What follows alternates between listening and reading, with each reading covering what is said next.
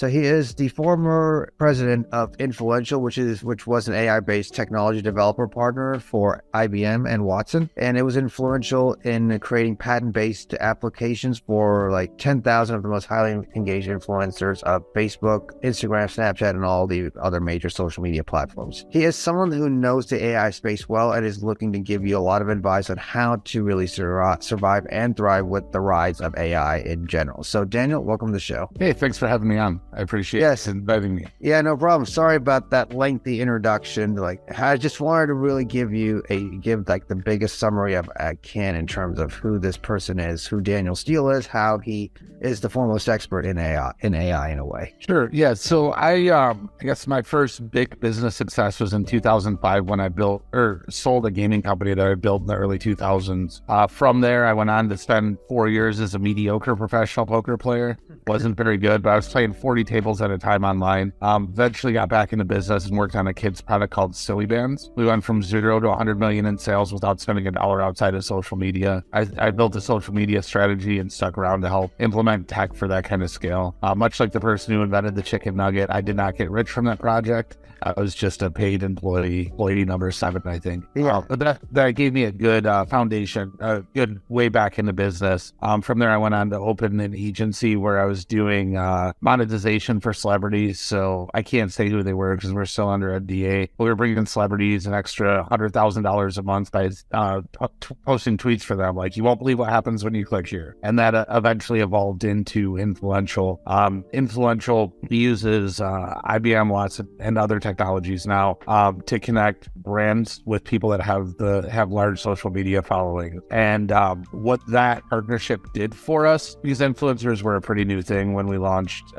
We were maybe one of the first 5 companies that had a success with influencer marketing. Now it's the biggest. But what that did for us is that allowed us to sell influencers as an ad unit, the same way that media companies would buy TV or a billboard or a bus stop ad. We were able to justify the data using IBM, which set us apart from the market. And we really never stopped with the big differentiations. In 2017, I'm sorry. So I was just going to say, how were you able to implement AI into this whole platform? Sure. So we took, and I'm sure that I haven't been on the product in years, but this is where the product was when I left. We took, let's say Disney wanted to run an ad, and we would look at who's the demographic of the people that follow Disney. What is the demographic of those people? You know, are they usually moms 25 to 35? And then how do the people that follow Disney speak? So we use what's called natural language processing to process the tweets of Disney's followers, and then we matched the way that the influencer spoke. So if the influencer reached the demographic and they speak in a very similar way, and then the people had affinities towards Disney and that's sort of the people's followers,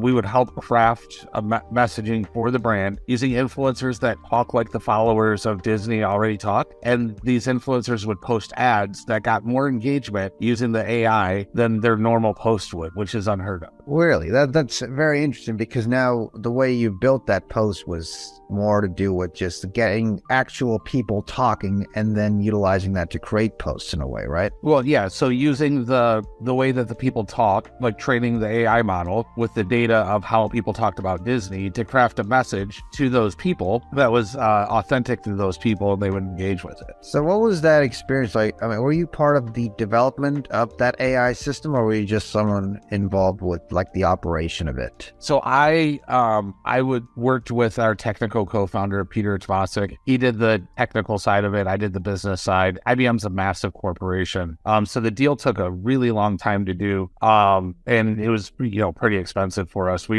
had to raise a $10 million financing round to build out that product. So in terms of, the way you've started the way you've explained about your career so far, you summarize it. It was you started off with just selling something basic, but now evolving your career all the way to AI. And how did that transition take place from something very basic to something very complex? So where I got really interested in AI was in 2010. A friend that I had met through poker, he had built, this isn't like at the very beginning of cloud computing. So Amazon Web Services was rudimentary, tough to use, but it was revolutionary because you didn't have to have a bunch of machines in your office. business. So he used AWS and he built his own self-learning artificial intelligence to play online poker, and it was winning much faster than a human ever could. So he kept getting banned. So he was doing I forgot that term. It's Go. Like, what was that device, that the AI-based device that used to beat Gary Kasparov in chess? I know what you're talking about. I don't remember the name of it. So yes, he built that with poker logic. And the thing about poker is there's so many more variables than in chess. But what really got me interested in what he was doing was the more data that he'd fed to it, the better it got. So it was teaching itself how to play better than a human could ever play. And this was in, 2010, 2011, which was really early, for this type of learning. Actually, in 2019, I saw an article in the New York Times about technology that people had just released for poker that was behind what my friend was doing, but he never published it because he was making money on the poker sites. But that he could have been a billionaire by now if he just released it to the public. Yeah.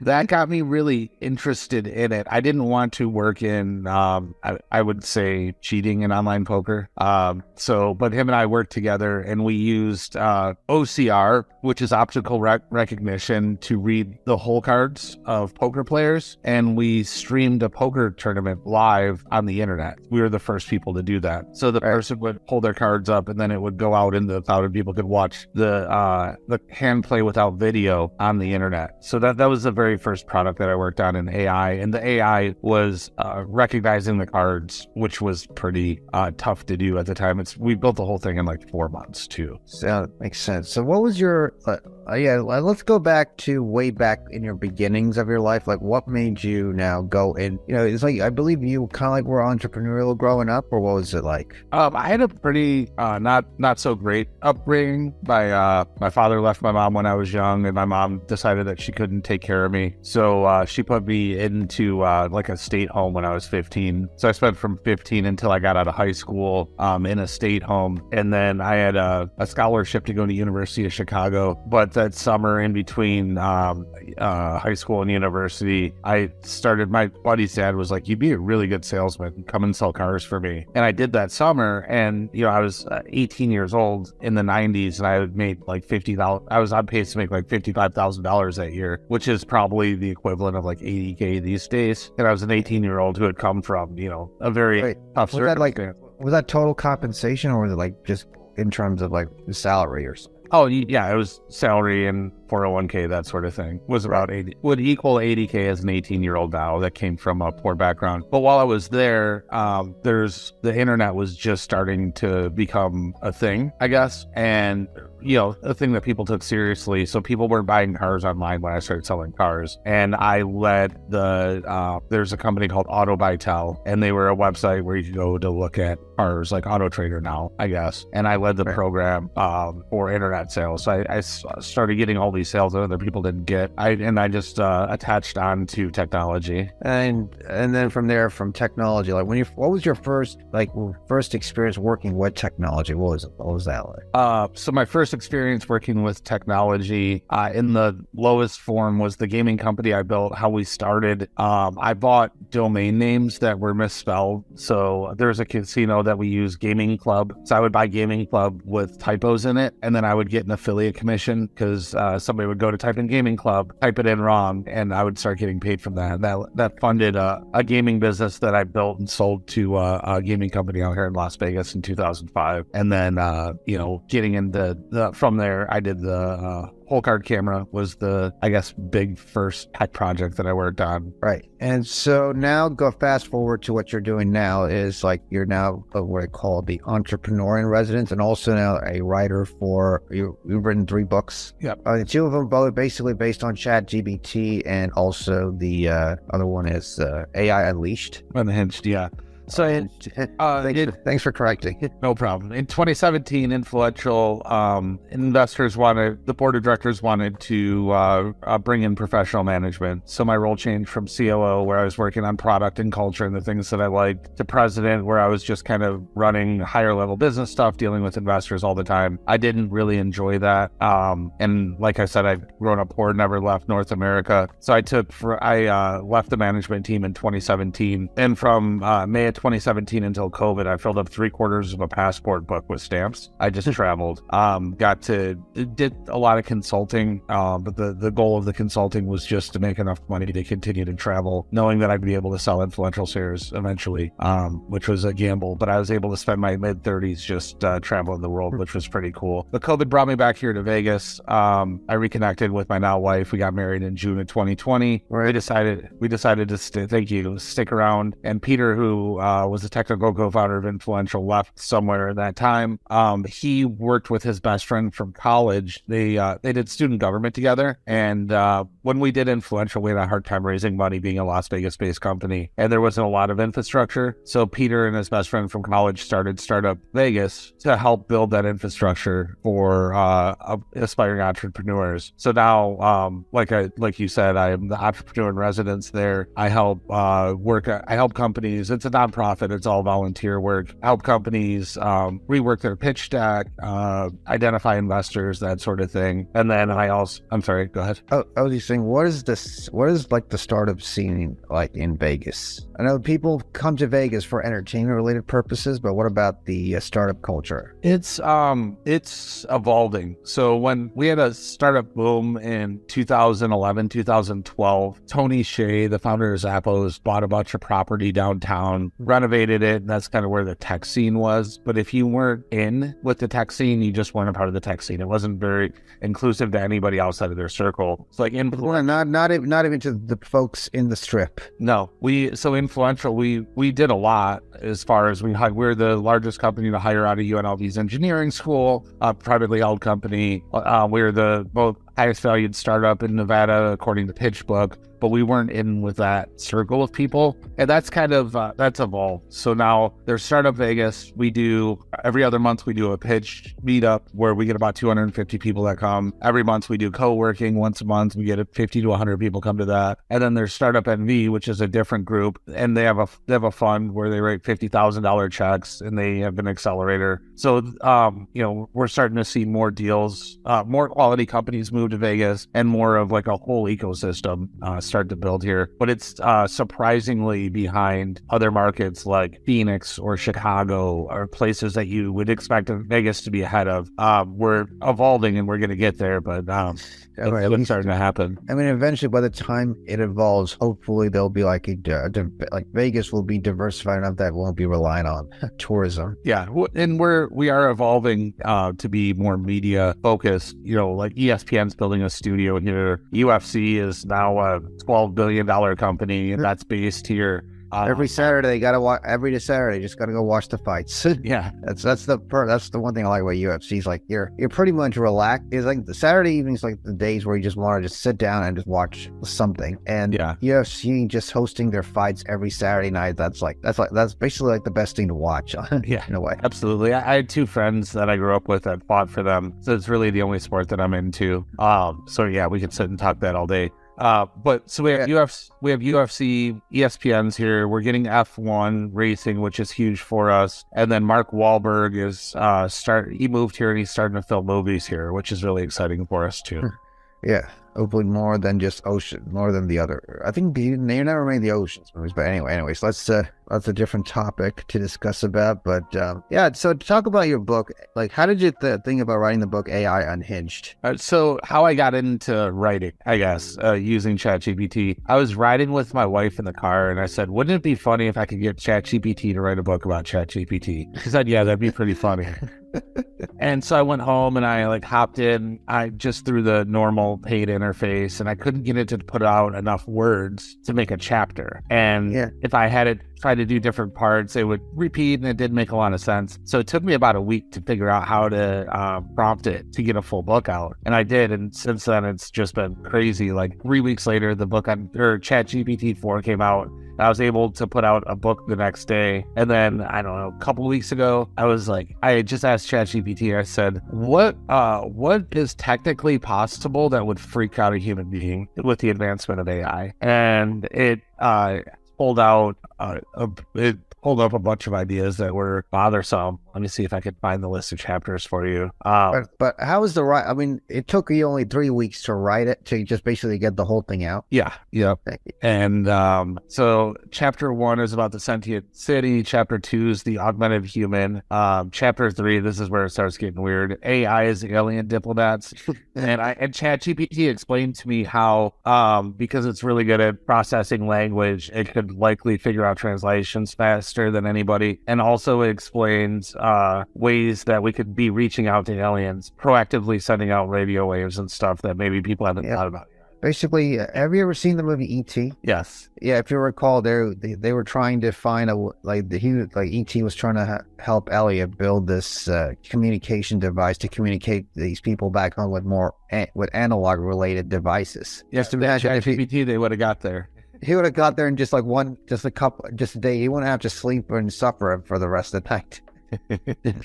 Then chapter 4 is the quantum AI revolution. Chapter 5 is AI metaverse. 6 is AI powered time travel. That got really interesting because it goes into the butterfly effect of, if you go back and change something horrible, how would that impact today? Would we all still be alive? And like, who gets to choose what was terrible in the past and what wasn't terrible in the past, and what you could go back and change? That part got. Yeah, because the one thing I've seen is that with what ChatGPT's been doing is basically streamline the whole writing process into just like a couple of steps. Just say, hey, can you create a book for me? And then he could just give you all the information he needs, and then all you have to do is just assemble it, and then publish it in a way. Yeah, absolutely. And you have to read it, and you can't rely 100% on it, because that's one thing. It'll always give you an answer, whether it's right or not. I'm writing a book I'm actually editing a book right now, and every time I struggle with trying to figure out what's the best way to write one particular scene, I just like, hey, ChatGPT, can you generate some ideas for me?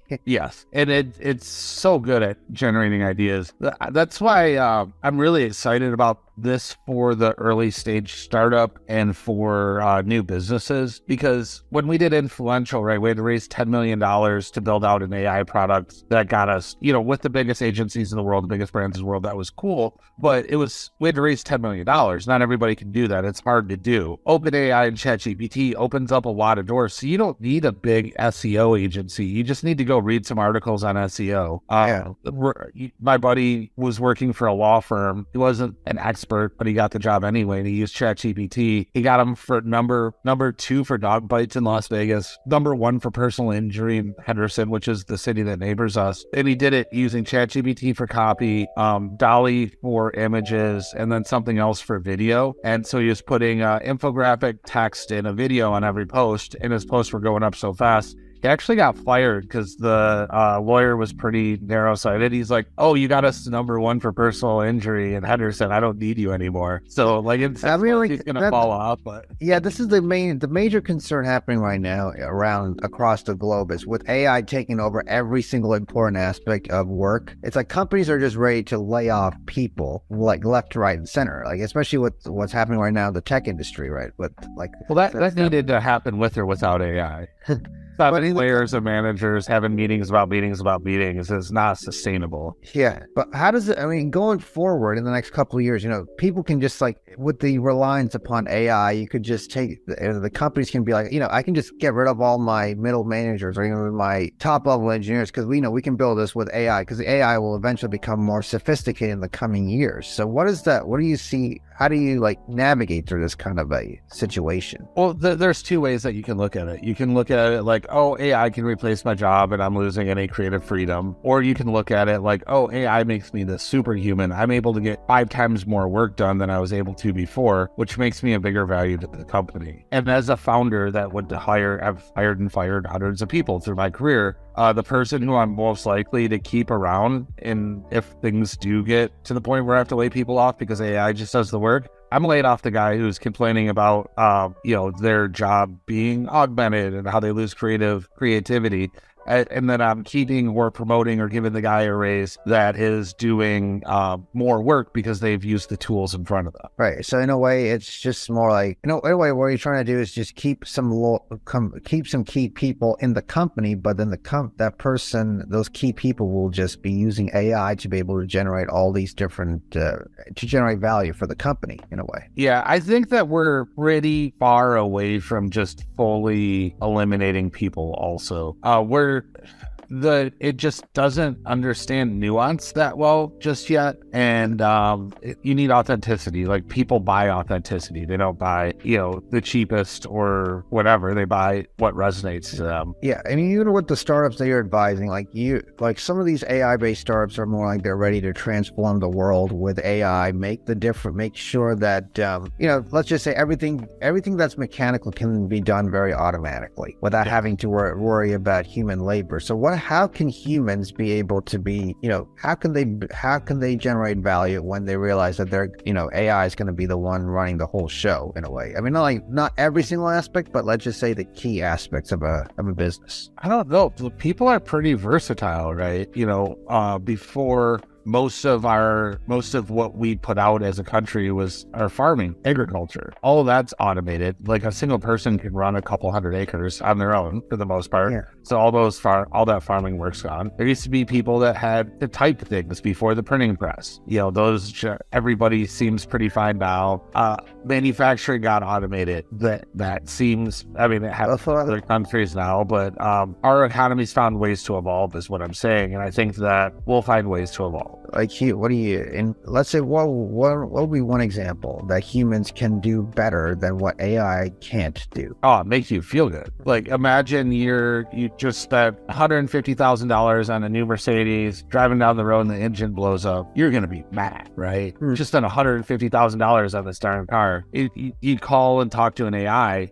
Even when I'm mad trying to get through to a customer service, when I can't get through the prompts, 000, let me talk to a human. Like, I get frustrated there, like that type of thing, authentically caring about your problem, making sure, because obviously you're under warranty, obviously your car is going to get fixed, obviously it's all going to be made right, but that human element in between is going to be the difference on whether or not you buy another Mercedes or you go and buy BMW next. So in a way, the advancement of it seems scary. People have that belief because you see a lot of stories about like AI just ready to be eliminating half the jobs that deemed unnecessary for humans to do. So do you think it is as bad as it seems, or is it just more media hype?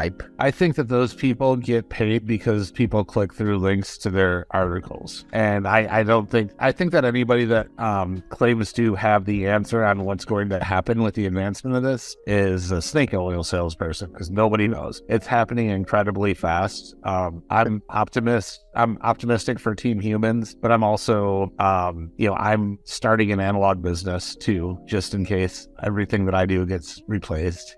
Yeah, at times when I go out walking, whenever I have my own thoughts about how the world is going to look like, it's going to be divided upon two classes. One is what I call handcrafted versus machine, or basically handcrafted versus mechanical. I think that's what it's going to be in a way like that. In a way, humans are very good at crafting things like from scratch. I think unless machines become much more advanced with human brains. Yeah. That, depends on how fast we build the supercomputers.